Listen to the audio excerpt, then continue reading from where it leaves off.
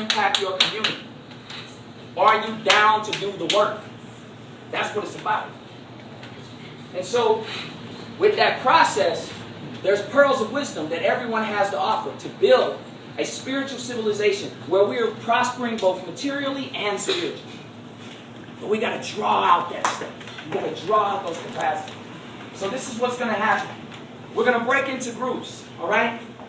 We're going to have somebody from the group, that early 1900s group, going to create a poster. I'm going to hang out with him, all right? But we're going to have a group that's born from, do we have any 1930 to 1940 folks in the house? Well, we had some 1940 to 1950, right? So 1940 to 1950 will be one group. 1950 to 1960 will be another group. 1960 to 1970 will be another group. 1970 to 1980 will be another group. And then guess what? Then we're going to go 1980 to 1985. Then we're going to go 85 to 1990. 1990 to 1995, because the generations get tighter then. Things happen a lot faster. Can we hang out with the other one? No, you gotta hang out with your crew for a little bit. Then we'll go 95 to 2000, and then we're gonna have all the 2000s together. This is what you'll do in your group. You're gonna create a four square with a circle in the middle, just like this. In this square, I want you all to brainstorm and make a list about, while growing up, society said to answer that question. What does society tell you to do? Both negative and positive. While growing up, society said, so then you got to figure out what's society? What was society saying? The negative and positive things society was telling you too. While growing up, what was popular?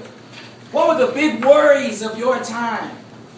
Man, what were the trends and memorable moments, the negative and positive, in your generation, all right? Then, down in this bottom quarter, I want you to say, the previous generation gave your generation what gifts? The bad ones and the good ones. What were the things that the previous generation left over? You know, you ever walk into a house and somebody has seafood and they haven't cleaned it up yet? It's kind of funky, right? It's kind of stinky.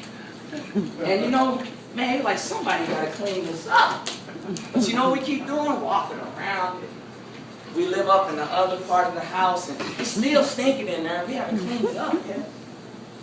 What were the bad things left over from the previous generation that your generation inherited? And what were the good inheritance? The beautiful things, the cleaning up, the wonderful gifts, the polished mirrors that they handed to you.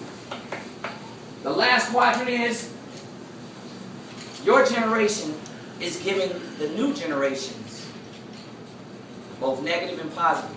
The generation things that your generation is handing over to the new ones coming up.